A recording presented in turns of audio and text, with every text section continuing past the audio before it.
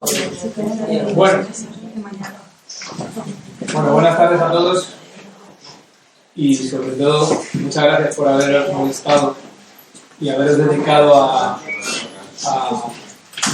esto tan raro que hacemos aquí en el Colegio de Médicos de Toledo, y yo creo que debe ser de los pocos sitios que se haga, o por lo menos que yo conozca, que es venir a comentar entre nosotros, entre nosotros, el hecho de que también nos surgen al cabo de nuestra práctica clínica dudas acerca de nuestro comportamiento ético cuando nos enfrentamos a las situaciones del día a día.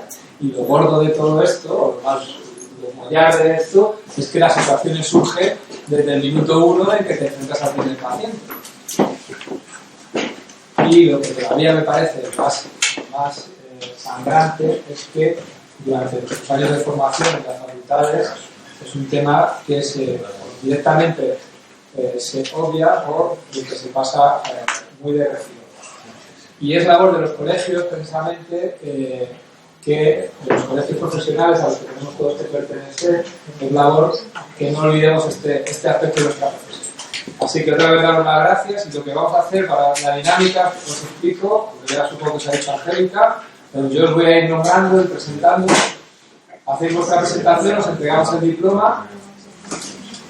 Todas las presentaciones, todos los casos han sido ya evaluados en las presentaciones que enviasteis por el comité evaluador, y queda la evaluación de vuestra presentación. No pongáis nerviosos ni nada de eso, nerviosas, ¿vale?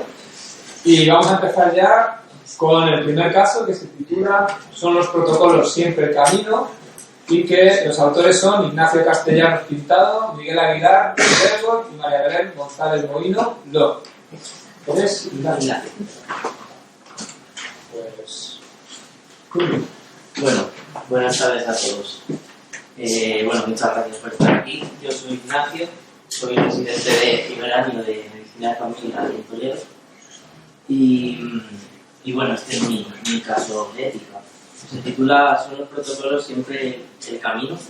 Interrogación.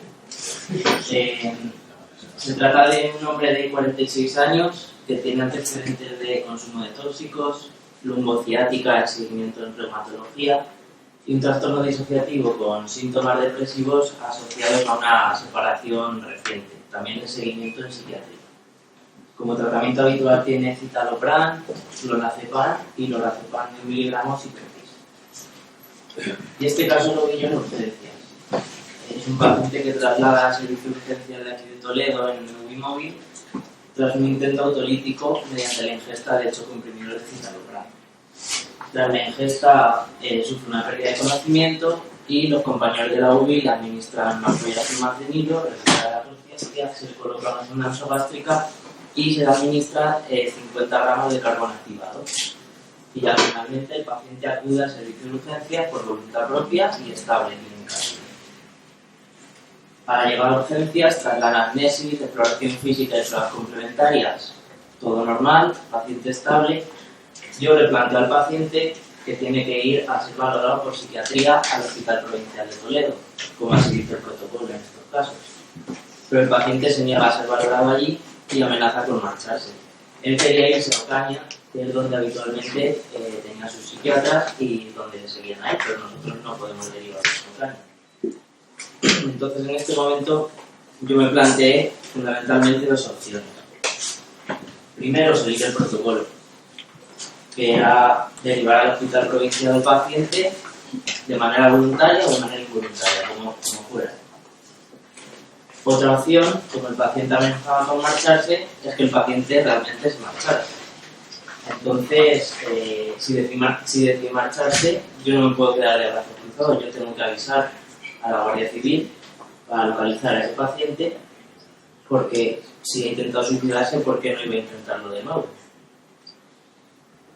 Lo comento con el adjunto y el adjunto decide avisar al jefe de la guardia.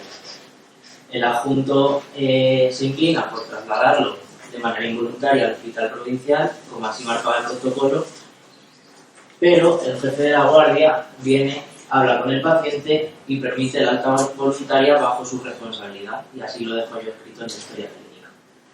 El paciente le dice al jefe de la guardia que va a ir a Ocaña y que va a ser valorado allí. Días después revisó la historia clínica del paciente y el paciente no había ido a Ocaña. Por tanto, habíamos dejado ir al paciente y no había recibido atención psiquiátrica de ningún tipo. Entonces, ya en casa, preparando el caso, me pregunté, ¿podría haber actuado de otra manera? Realmente solo tenía esas dos opciones que yo me planteé en un principio. Estas son las dos opciones que yo me planteé: trasladarlo al hospital provincial o que el paciente se marchara. Esta tercera opción es la que finalmente se llevó a cabo, que es la que tomó el jefe de la guardia. Luego habría también una opción intermedia, que sería permitir el alta voluntaria del paciente, acordando con él que vaya a Ocaña, y si yo veo que no ha ido a Ocaña, doy parte a la Guardia Civil para localizarlo. Y en último lugar, damos de alta al paciente, dada su estabilidad clínica, respetando su decisión libre y confiando en que no vuelva a ocurrir. Entonces, en primer lugar, en cuanto al principio de autonomía y el valor de libertad, en este caso, la voluntad del paciente pues era ser valorada en Ocaña y en un hospital provincial. Pero en este caso hay que respetar la decisión del paciente. Pues bueno, si dejamos marchar al paciente como él quería, estamos dando mayor peso al valor de la confianza en nuestro paciente. Pero es un paciente que en este momento no está en plenas facultades psicológicas para tomar esa decisión. Por lo tanto, si le dejamos irse, no estamos produciendo un beneficio. En este caso, el beneficio para el paciente sería recibir una atención psiquiátrica adecuada en esa situación. Por lo tanto, no estamos cumpliendo con el principio ético de la beneficencia.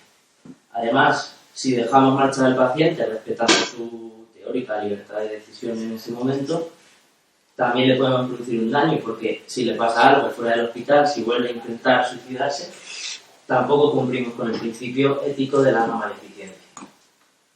Por lo tanto, esto se entiende mejor desde nuestra responsabilidad como médicos sobre nuestros pacientes. Entonces, si el paciente se va y yo, respetando su autonomía y su libertad, decido no dar parte a la Guardia Civil para protegerle, tampoco estoy beneficiando al paciente. No estoy cumpliendo con el principio de beneficencia tampoco. Y si además al paciente le ocurre algo fuera del hospital, bajo mi responsabilidad, tampoco estoy cumpliendo con el principio de no maleficencia. Por lo tanto, aquí es donde entra el principio de la justicia. Yo me pregunto, ¿es justo actuar de forma diferente ante situaciones similares? Ante otros pacientes, en las mismas circunstancias, ¿tenemos que actuar de manera diferente? ¿Es justo dejar marchar al paciente a Ocaña y, por otra parte, ingresar a otro paciente en las mismas circunstancias de manera involuntaria? ¿O es justo que este paciente no haya recibido la atención psiquiátrica que debería haber recibido por respeto a su autonomía y a su libertad de decisión? Pues bueno, yo aquí llegué a la conclusión de que me hice la pregunta ¿qué es lo justo ante un intento autolítico? Y llegué a la conclusión de que lo justo es actuar siempre de la misma manera ante las mismas circunstancias, sobre todo en estos casos de suicidio. Porque en todo acto médico debemos cumplir una ética de mínimos. La ética de mínimos es la beneficencia y la autonomía. Pero la autonomía siempre y cuando el paciente esté en plenas facultades psicológicas como para tomar realmente una decisión sobre su propia salud.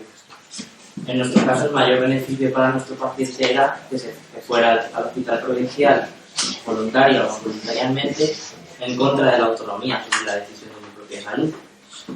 Por otra parte, la ética de máximo, la justicia y la no maleficencia. En este caso, lo justo es aplicar el protocolo a este paciente, al igual que se aplica en otras circunstancias similares. Y además, aplicándolo no estamos generando un daño que sí podríamos generar en el caso de que, como hicimos, diéramos el alta al paciente y este volviera a intentar suicidarse. Por lo tanto, mi conclusión final es que los protocolos deben servir como guía, que no se deben aplicar a todos los pacientes al pie de la letra en todas las situaciones clínicas, pero que en casos como el suicidio el protocolo sí que es el camino.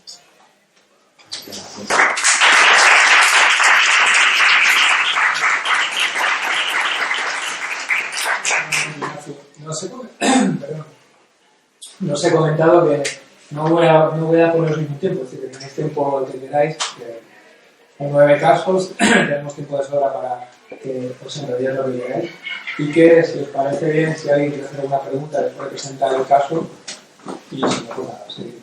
¿Vino solo el paciente? ¿No tenía familia? Vino con su madre y la madre le apoyaba en su decisión. O sea, que tenías tener un apoyo familiar. Sí, tanto el paciente como la familia se negaba a ir al provincial. Pero aceptaban ir a Ocaña. Sí, lo que pasa es que nosotros no podemos derivar directamente a Ocaña. Por protocolo y qué. Que no puede ser. No podemos mandar al paciente en una ambulancia a Ocaña en ese momento.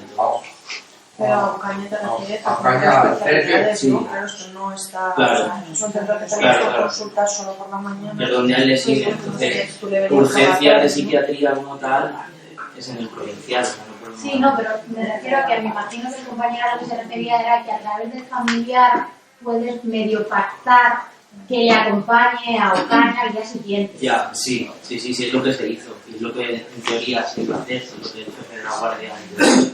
Pero no. Ignacio, Bien. perdona que... Bueno, muchas gracias por tu presentación. Ha sido muy interesante y además el tema para mucho juego de competencia, capacidad, autonomía, hasta qué punto tiene la autonomía comprometida o no, qué recepción tiene, qué ajuste social tiene, qué recursos, qué cobertura tenía.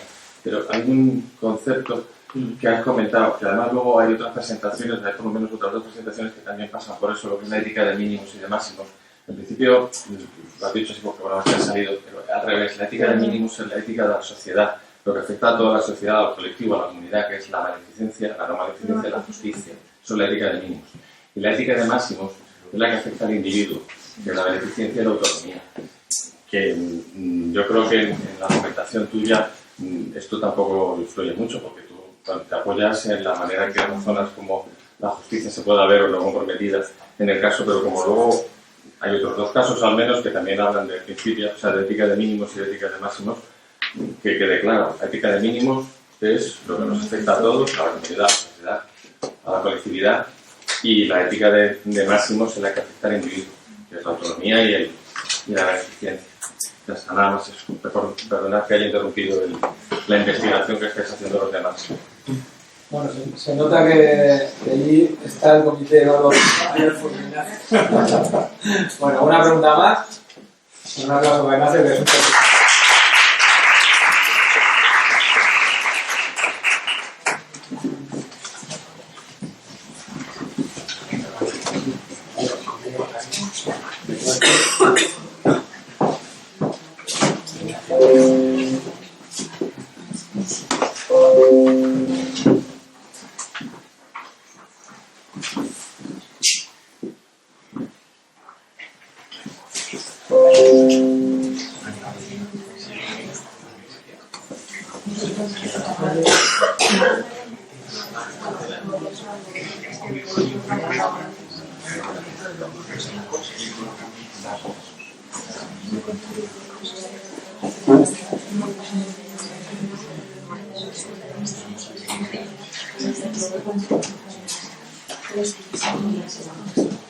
Bueno, el segundo caso se titula Cerrar los ojos al encarnizamiento. Está presentado por Fátima Eduard Muñoz y también participa Julia de Fed y el de abajo que soy yo.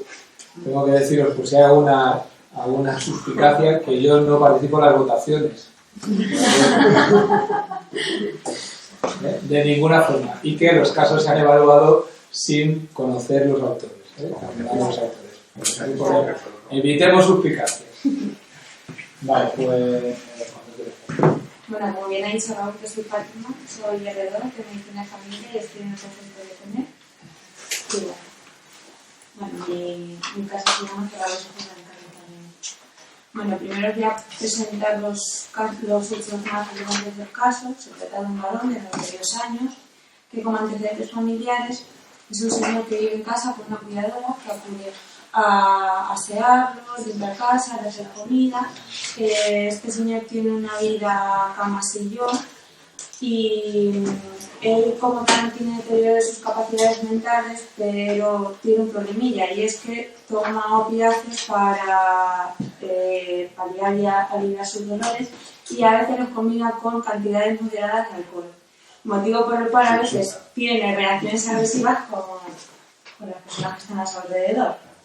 Y por otra parte no tiene hijos, sus familiares directos son 2 sobrinos con los que se preocupan por él, pero discuten continuamente con ellos. Bueno, pues como antecedentes personales, este señor fue intervenido y tratado de un cáncer de colon hace unos 20 años y hace aproximadamente unos 5 años el paciente comenzó otra vez con hemorragias, con pérdida de peso, síntomas que alarmaron a su médico para sospechar ante una nueva recidiva y su médico le informó acerca de nuevas técnicas diagnósticas y tratamiento, a lo que el paciente se negó totalmente. Dijo que prefería. Y bueno, pues la historia realmente comienza hace 1 año y medio. Hace 1 año y medio el médico de atención continuada recibió un aviso domiciliario por la cuidadora de este señor para ser valorado por malestar generalizado. Después de este aviso, el médico de atención primaria lo derivó a las urgencias del hospital, donde tras pasar varias horas en la camilla del bosque de urgencias, el paciente fue ingresado con diagnóstico, con sospecha de probable neumonía, y durante este ingreso se le realizaron numerosas pruebas poco invasivas, como por ejemplo analíticas, electros, radiografías. Se le hizo un TAC y fue dado de alta diagnosticado como una neumonía, enfisema pulmonar secundario al hábito tabáquico importante que había tenido en este paciente, una poliolistesis asintomática, una ITU y una probable neoplasia maligna de recto, donde el médico que trató durante ese ingreso le informó de nuevo de las opciones diagnósticas y un posible tratamiento quirúrgico de forma paliativa, y nuestro paciente lo volvió a rechazar.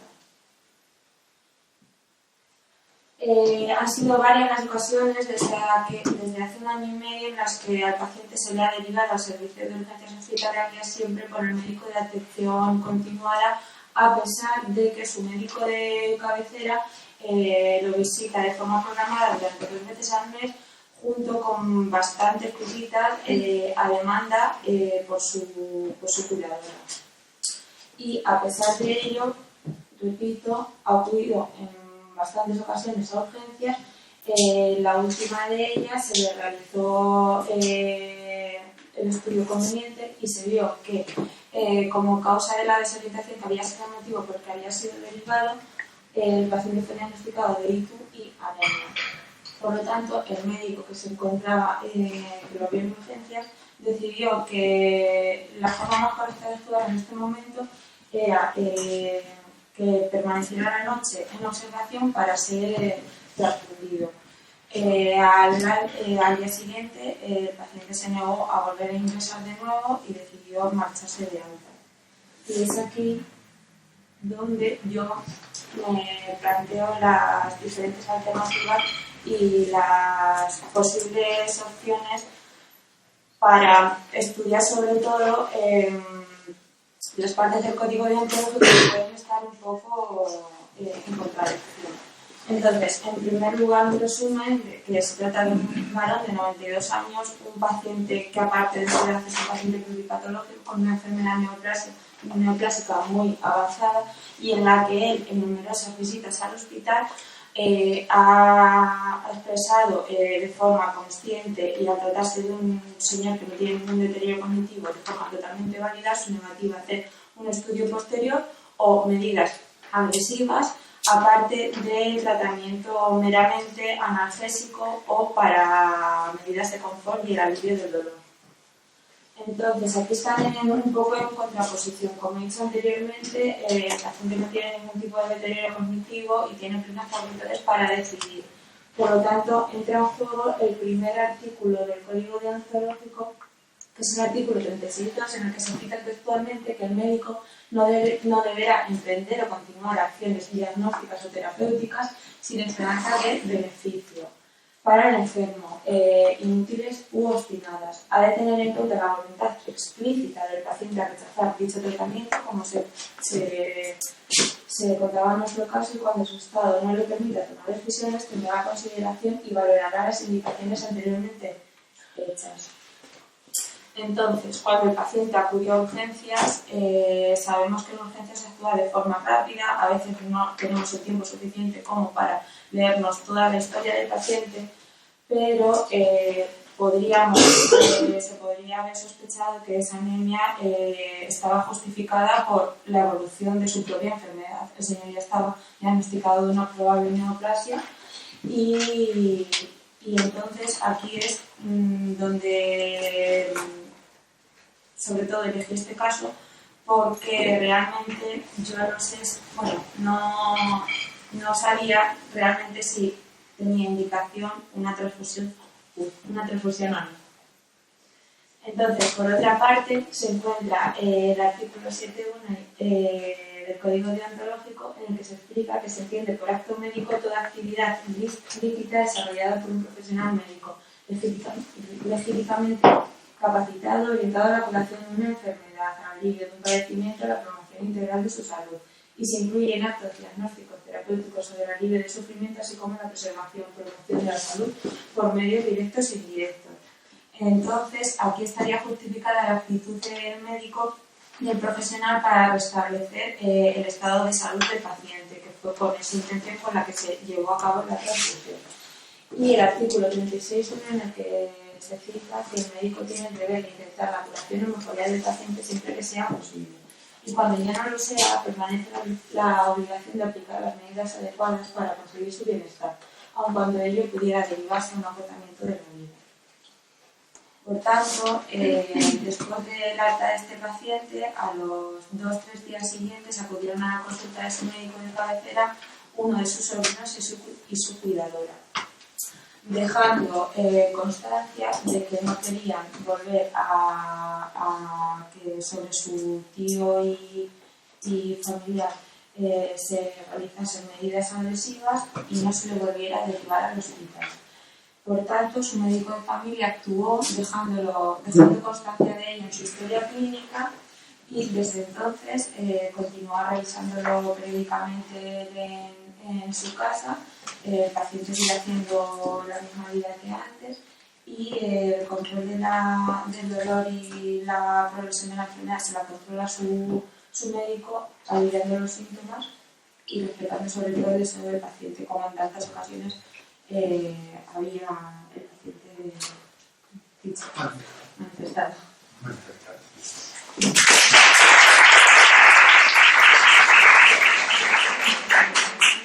Muchas gracias, Fátima.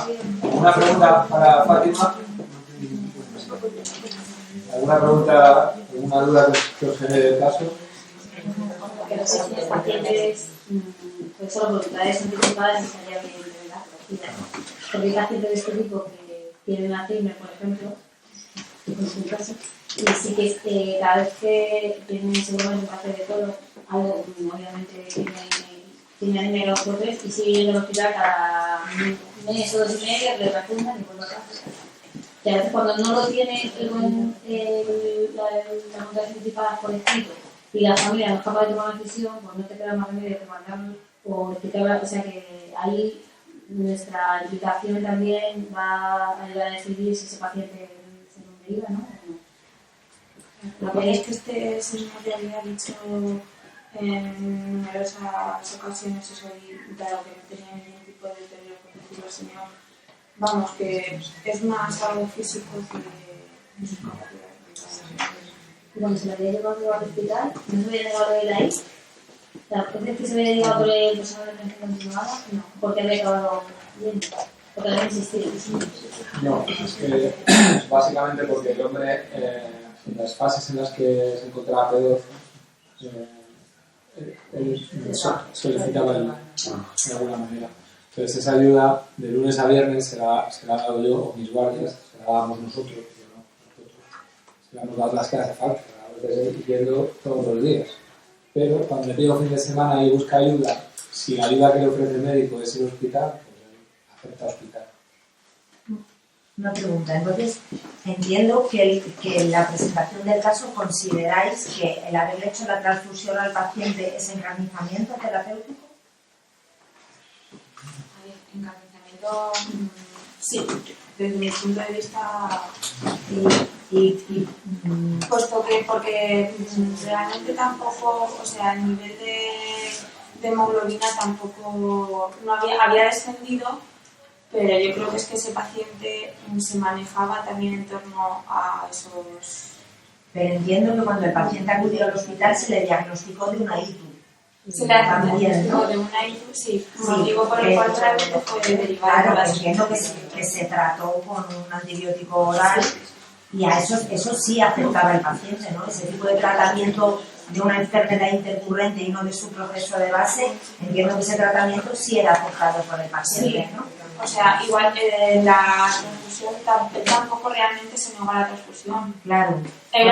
Por eso mi duda, porque o sea, yo entiendo que si el paciente había rechazado en numerosas ocasiones, como habéis comentado, que no se profundizase más ni en el diagnóstico ni en el tratamiento de su patología de base, pues eso creo que se ha respetado. Lo que no me queda claro son los límites en cuanto a eso, por ejemplo, sí, claro, que siempre ¿no? Al final es el límite, son las aristas de los casos donde el detalle es más importante, porque un tratamiento de una ITU, pues entiendo que sí que lo aceptaría el paciente, ¿no? Entonces la transfusión igual tampoco sé si él se negó o no.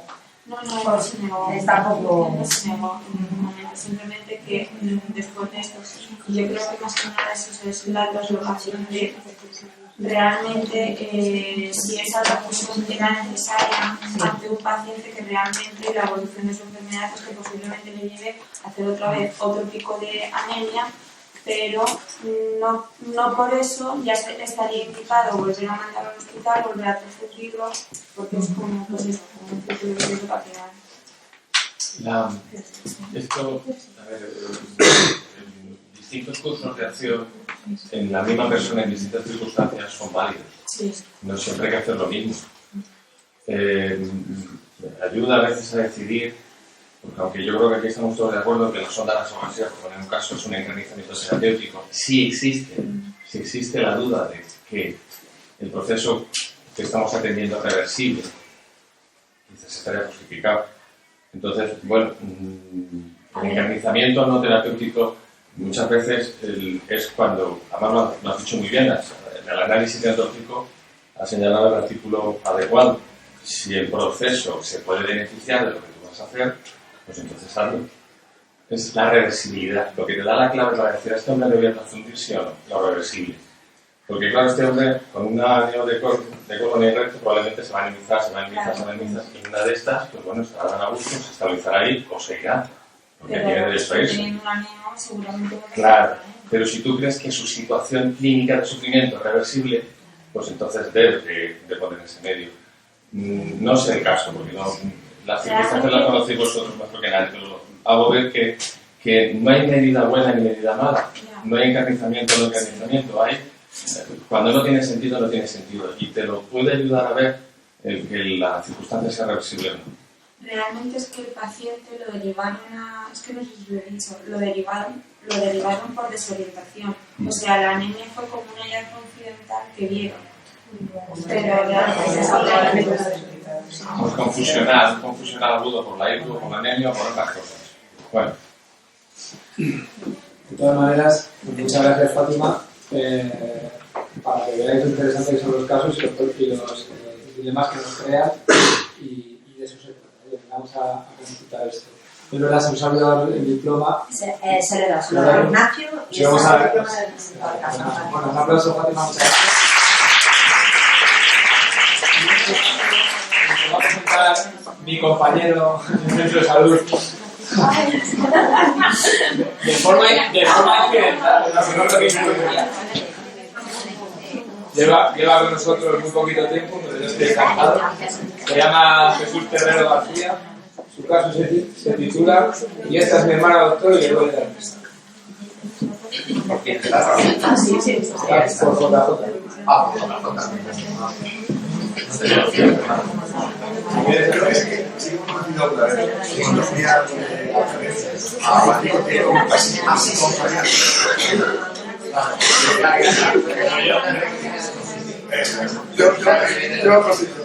Sí, era residente también. Plenamente residente de su. Eso es. Pues, adelante. Jesús, bueno, me llamo Jesús, algunos ya me conocéis. Yo hasta hace poco he sido residente en Talavera de la Reina y bueno, ahora estoy en Camarena y os vengo a tener un caso clínico que bueno, que nos hace un caso ético que del centro en el que estaba, en concreto en el consultorio del Casal de Escalona y nada, que los pacientes siempre para saberlo. Y lo he titulado "Y está mi hermano doctor que le doy la trena". Entonces, presento el caso de una chica, presento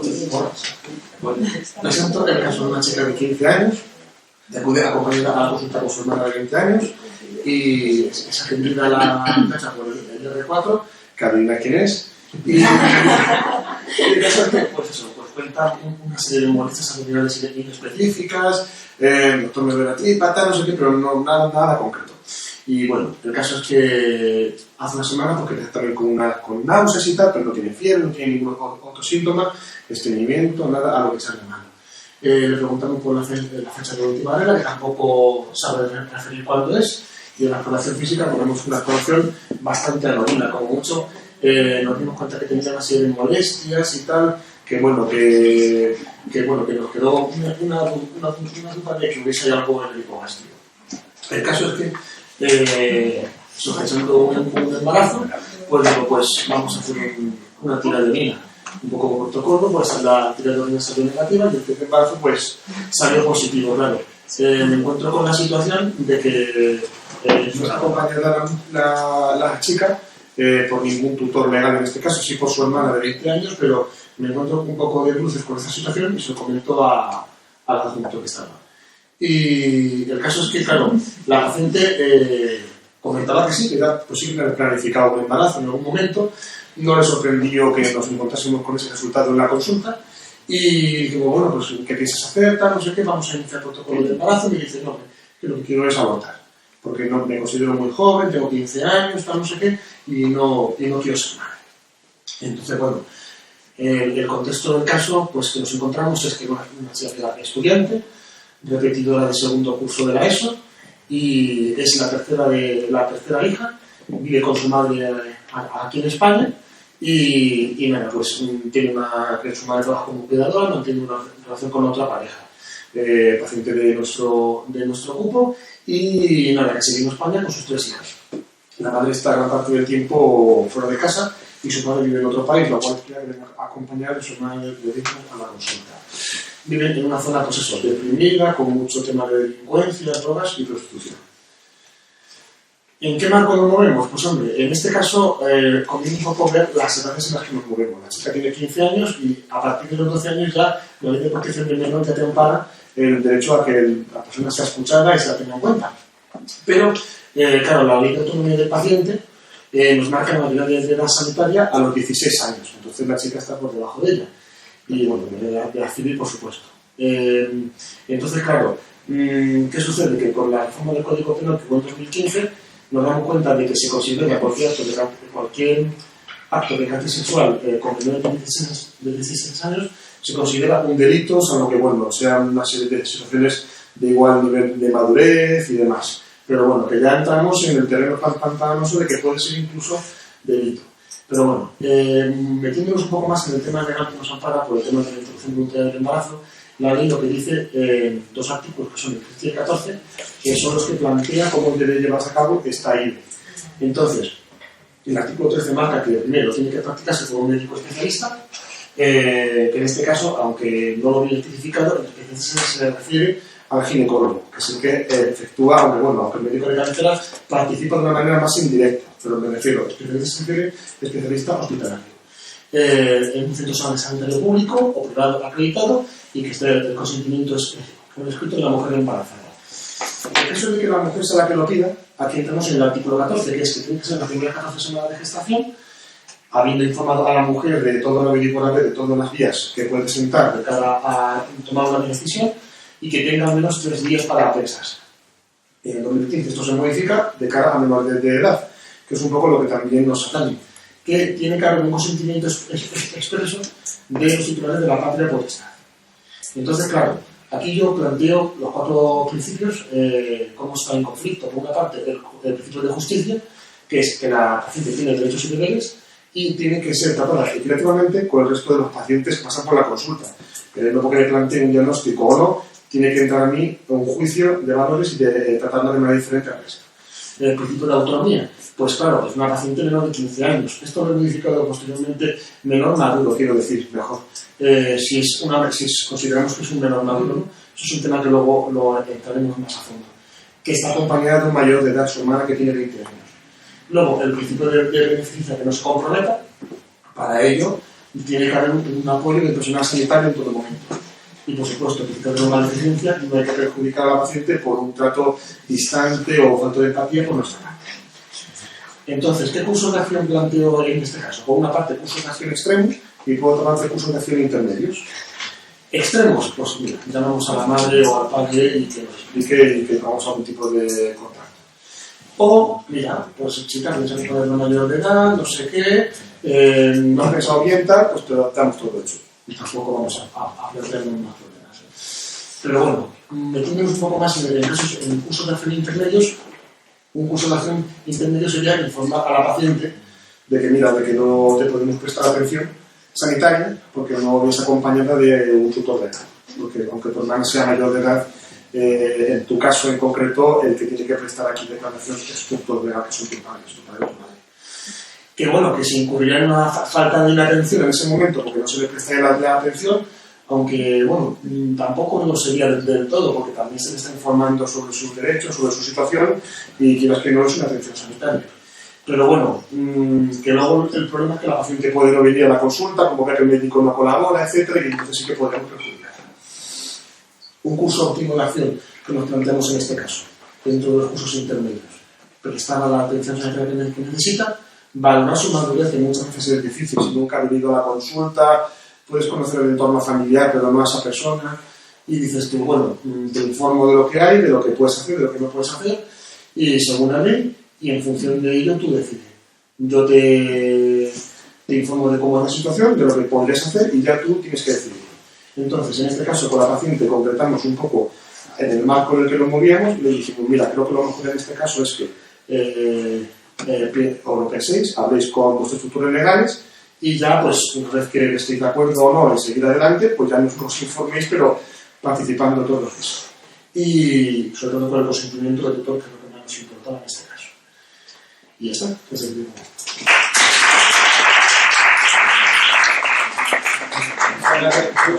¿Alguna consideración, alguna pregunta para el caso? La paciente aceptó, con 15 años, aceptó ir a su casa, contárselo a sus padres y volver a la consulta. Sí. ¿Y si no acepta? Sí, porque no. puede ser que Claro. no. Claro, en ese caso volveremos, ese sería el curso óptimo. En ese caso volveremos a un paso anterior y bueno, sí, pues yo sí digo la verdad, realmente me atendería mucho al marco legal en el que me muevo con esta paciente. Es decir, es verdad que le informaría, la prestaría la atención que necesita, que eso es una cosa a la que no me puedo negar, le informaría de lo que tiene delante, pero es que es una menor de edad y necesito el consentimiento del tutor. Eso es una cosa que no podría negar. Tendrá, en cualquier caso, yo creo que sí que podríamos haber terminado igual una consulta. O sea, aquí es porque se habló con la paciente, resultó ser razonable y aceptó. Pero en caso de negarse, yo tengo un imperativo legal también detrás. ¿Investigaste sobre la pareja? Si era... A ver. Sí, a ver si bueno. Cuando me iba a consulta, estaba un poco agobiado. Yo cuando entré a la consulta me relajé un montón porque le dije, aquí no hay problema ninguno. Porque la madre sé que no iba a haber ningún problema porque era conocida la consulta y ella, o sea, no iba a haber problemas sobre.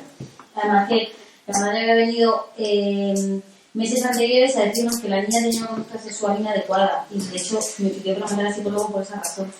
O sea que realmente no entramos en quién era el padre, pero creo que tampoco venía el caso porque yo ya sabía que la niña, que la madre veía ahí un conflicto, que tal, o sea que la niña estaba yendo al psicólogo porque la madre había querido por este tema. Entonces no entramos a preguntar la pareja, no sé si hicimos bien o mal, pero yo creo que es necesario porque la madre ya conocía que... ¿No sospecháis que había abuso?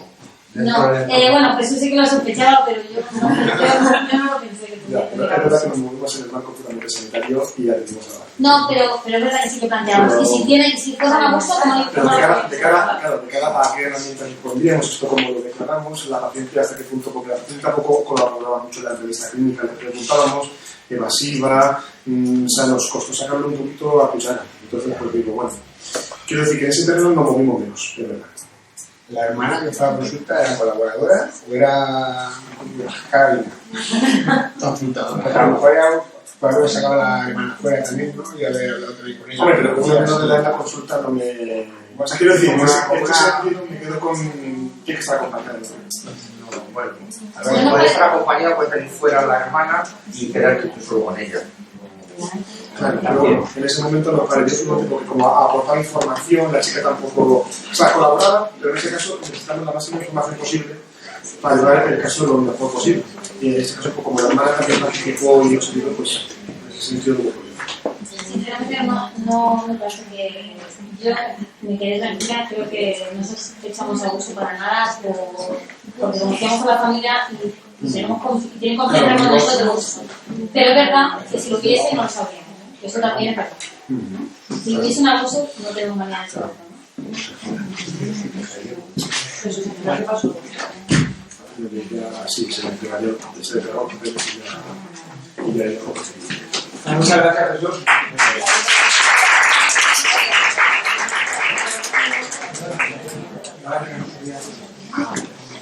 El siguiente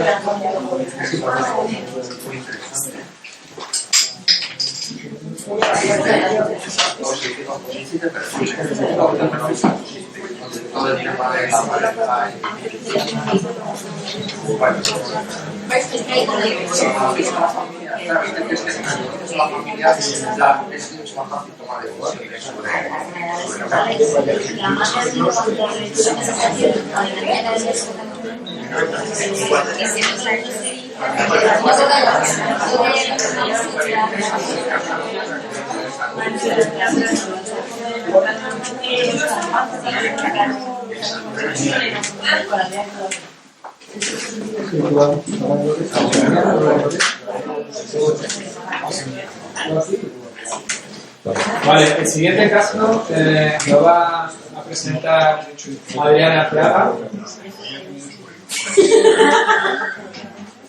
Qué vergüenza, es cierto, casi residente mía. Adriana Arteaga, y se titula Pepa y la analítica. Pepa y la analítica. Explicamos primero el caso y ya luego lo comentamos un poco, ¿vale? Que es interactivo. A ver qué es. Es que es de escuchar y ver, no me vais a escuchar a mí hasta aquí.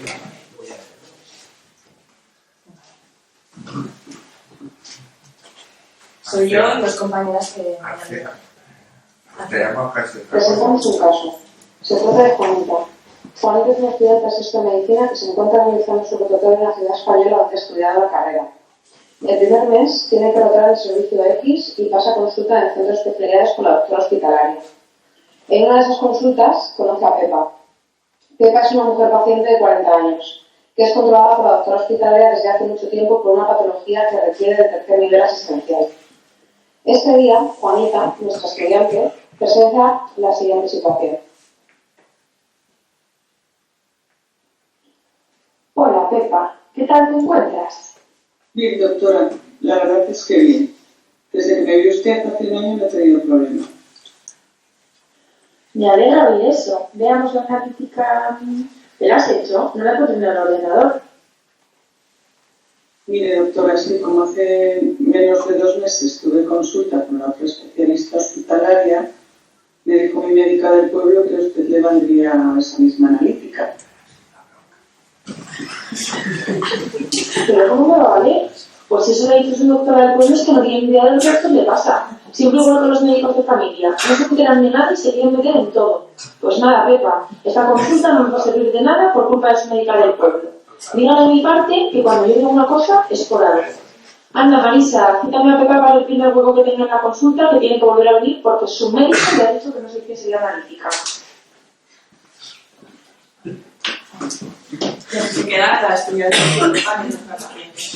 Entonces, en este caso, es un caso que igual algunos hemos vivido de estudiantes, de residentes o incluso de adjuntos, vemos que existe una falta... ¿Esto es otra cosa?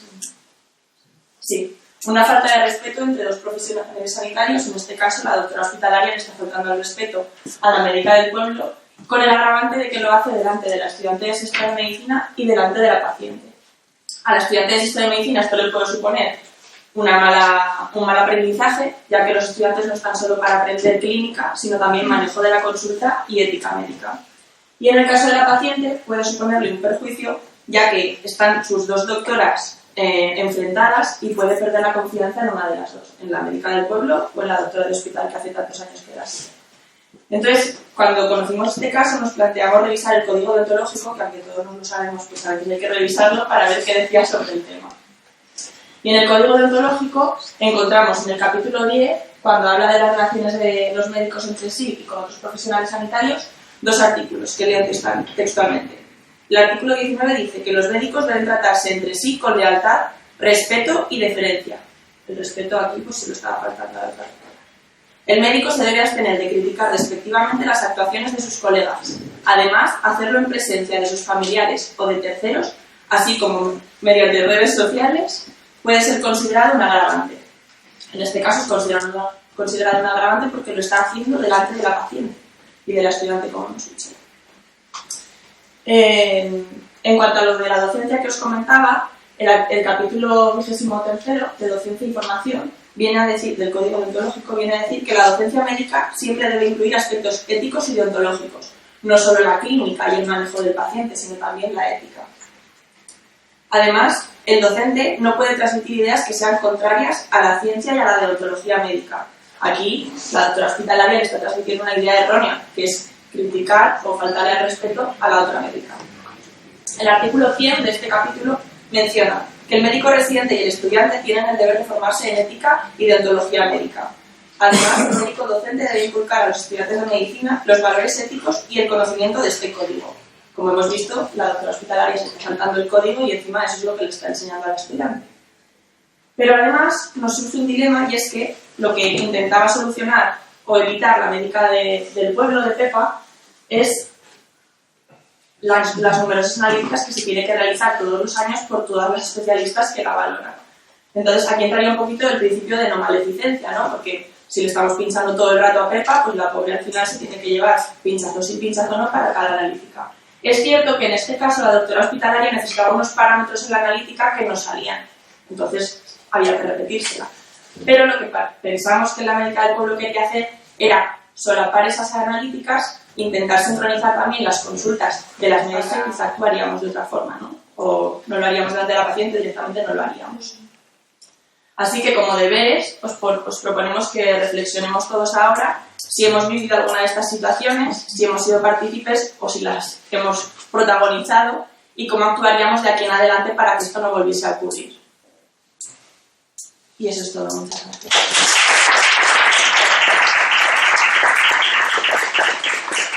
Muchas gracias, Adriana Arcega, por tu exposición.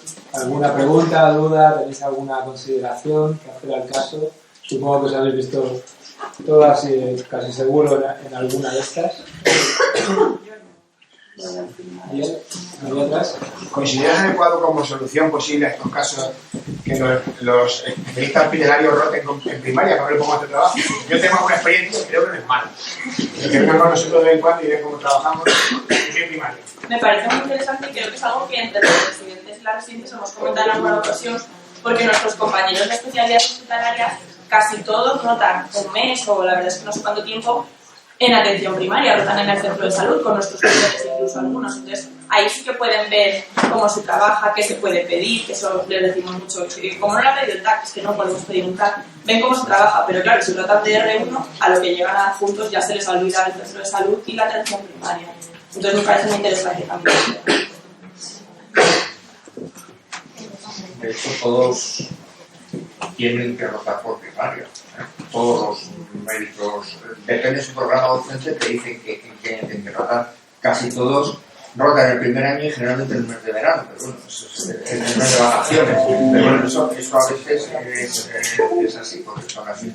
Pero bueno, y poco a poco van cambiando las circunstancias. En cualquier caso, el laboratorio ahora, la política que tienen, desde que ha cambiado el trabajo del laboratorio, que cualquier analítica que le llega, le pida que la pida, si tiene una analítica hecha previa de X mes, no le hace los parámetros de tal, no repite parámetros, solo repite aquellos que puedan ser de utilidad, pero si no, no le repite los parámetros. Pero eso es algo económico, ¿no? Porque el pinchazo ya se lo lleva el paciente. No, sí, el pinchazo ya se lo lleva el paciente, sí, pero que te quiero decir que el laboratorio de hecho ahora mismo está haciendo esta política, porque es más sensato no tener que pinchar al paciente, aunar los análisis.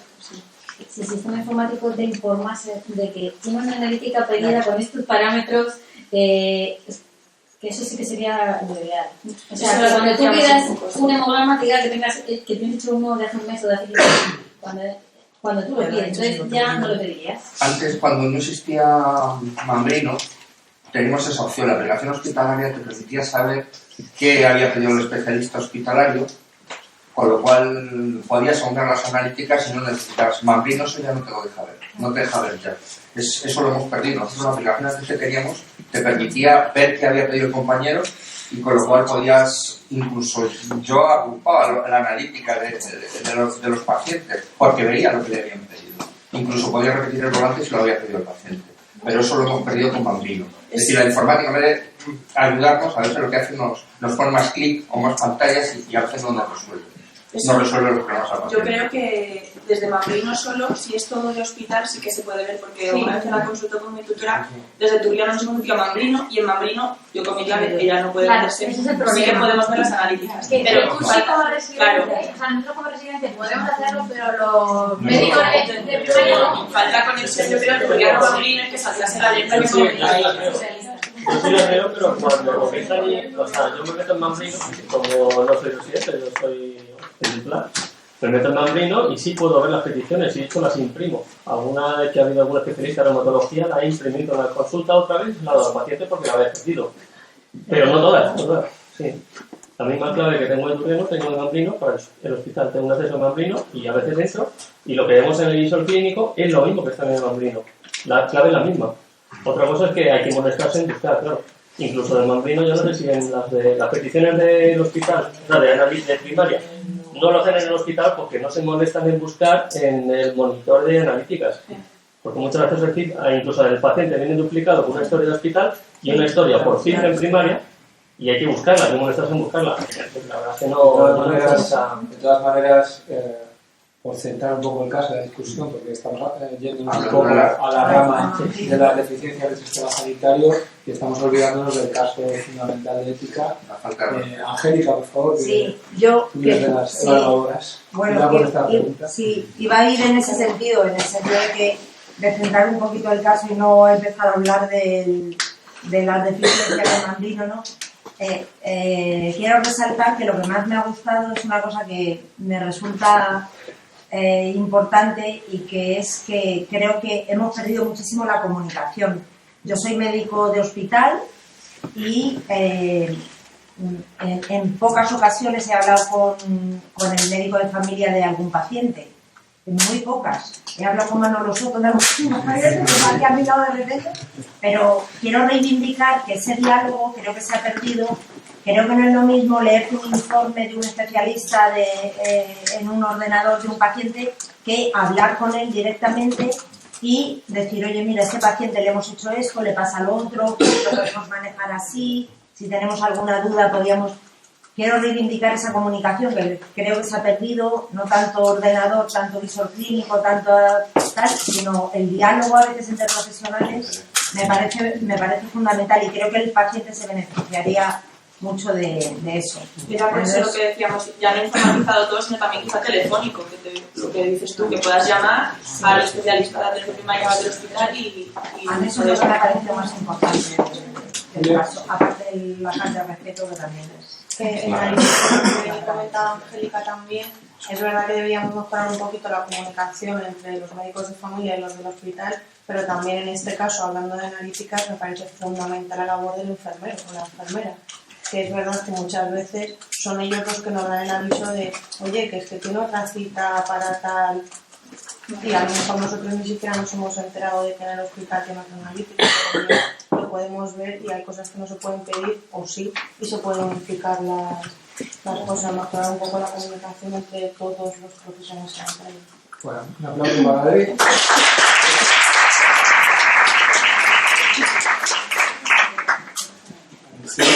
El siguiente caso se titula El sexto sentido del médico de familia y nos lo va a presentar Lorena Gómez.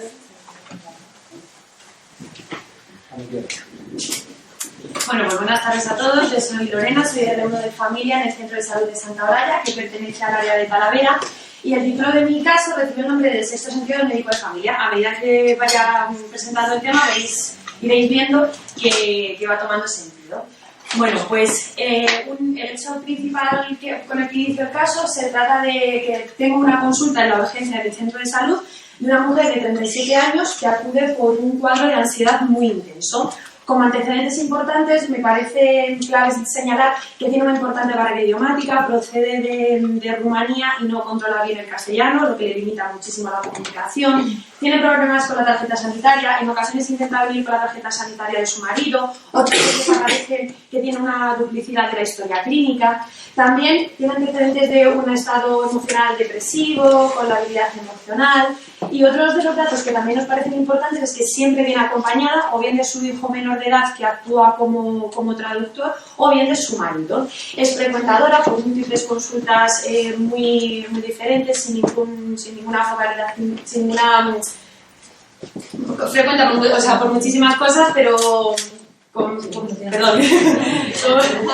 Viene por múltiples consultas sin nada claro y no vemos sin poder evidenciar ninguna patología importante. Estas características nos hacen sospechar, tener unas ligeras sospechas acerca de un posible problema que pudiera tener a nivel intrafamiliar, pero siempre son sospechas subjetivas porque no hemos visto nada objetivo, ninguna lesión, nada que nos hiciera sospechar. Entonces, por el cuadro por el que acude ahora, es por un estado de ansiedad, un episodio de ansiedad muy intenso, tiene una tensión, una frecuencia elevada en sintonía con el estado en el que se encuentra, pero nos llama la atención una serie de datos. No mantiene el contacto visual, intenta comunicarse pero no es capaz y tiene una actitud muy cohibida y al mismo tiempo en este episodio acude acompañada de su marido. El marido me refiere literalmente que su mujer está mal de la cabeza, entonces estos datos junto con el estado de ansiedad tan intenso de la paciente que nunca nos había consultado por algo tan llamativo, es lo que nos llama la atención. Destacar que en todo momento la exploración física es normal, no vemos ningún hallazgo, ninguna lesión sugestiva de una posible alteración en su estado físico o en su estado anímico. Entonces, por una parte, la paciente en esta consulta fue tratada como un cuadro de ansiedad, pero las sospechas se hicieron muchísimo más evidentes para nosotros, tanto por la actitud que ella ha referido de nuestra paciente, no mantiene contacto visual, está cohibida, tiene una alteración del estado emocional muy llamativa, junto con el perfil psicológico de su marido. En los pocos minutos que duró la consulta pudimos ver una actitud muy rígida respecto a ella, muy culpabilizadora, en ocasiones también, ya os digo, duró muy poco la consulta, pero tuvo una actitud teatralizada, intentando mostrar un exceso de protección respecto a ella, lo que me comentó también de que literalmente su mujer estaba mal de la cabeza. Todo esto nos hizo sospechar y hizo que estas sospechas aumentaran ya respecto a las previas que teníamos de que podíamos estar frente a un posible caso de violencia doméstica. Todo esto, vuelvo a repetir, subjetivamente porque no vimos ninguna evidencia objetiva. Después, valorando la bibliografía expuesta, sí que muchas de las características psicológicas del marido coincidían con el típico perfil psicológico de un posible maltratador. Entonces, desgraciadamente, nuestras sospechas a las 2 semanas son confirmadas. La paciente acude acompañada de su hijo a la Guardia Civil por un caso de maltrato físico, tanto a ella como al niño. Presenta lesiones en el abdomen y en el costado derecho. Y en ese momento, por una parte se realiza el parte de lesiones correspondiente y por otra evidenciamos que aparte del maltrato físico, el niño no presenta tarjeta sanitaria y por tanto no recibe los controles y el seguimiento oportuno por parte del sistema de salud. Entonces, el objetivo de mi trabajo es plantear qué podríamos haber hecho desde que estas sospechas subjetivas toman peso y hacen que sean, y son tan llamativas para nosotros hasta la confirmación del caso de violencia doméstica. ¿Qué podríamos haber hecho por nuestra paciente?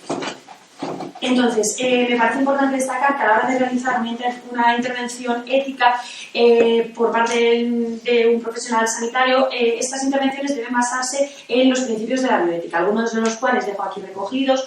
Principios como la autonomía, que es el derecho de nuestra paciente a decidir en todo momento las acciones a realizar, la no maleficencia, primo non nocere, es decir, las intervenciones que no puedan ocasionar un perjuicio, la beneficencia, que las actitudes que llevemos a cabo deben ir encaminadas a beneficiarla, o el principio de justicia, que es asegurarse que nuestra paciente pueda adaptar a todos los recursos disponibles.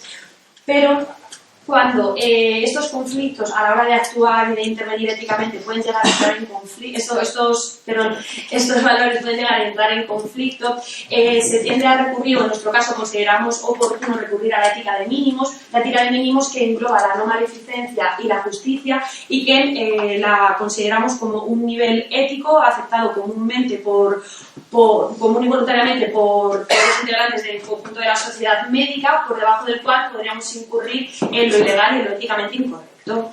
Entonces, basándonos en esta ética de mínimos y pasando a valorar qué posibles cursos de acción podríamos haber llevado a cabo ante la sospecha subjetiva de este caso de violencia doméstica, encontramos que señalamos algunos de los cuales podríamos haber realizado. Por una parte, cursos de acción extremos.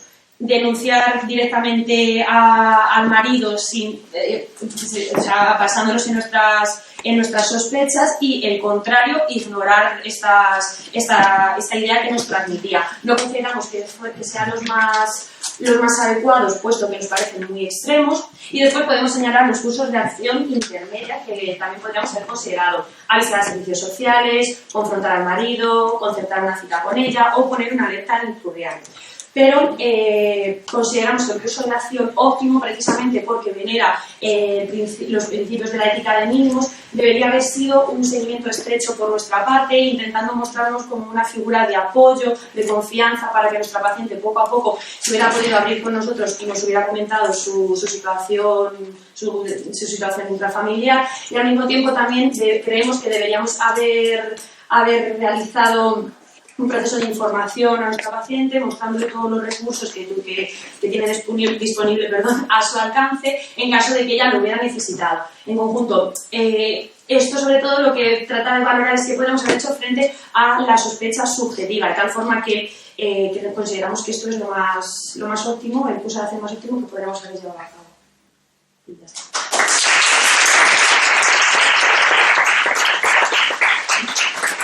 ¿Alguna pregunta, alguna consideración para Lorena, por favor?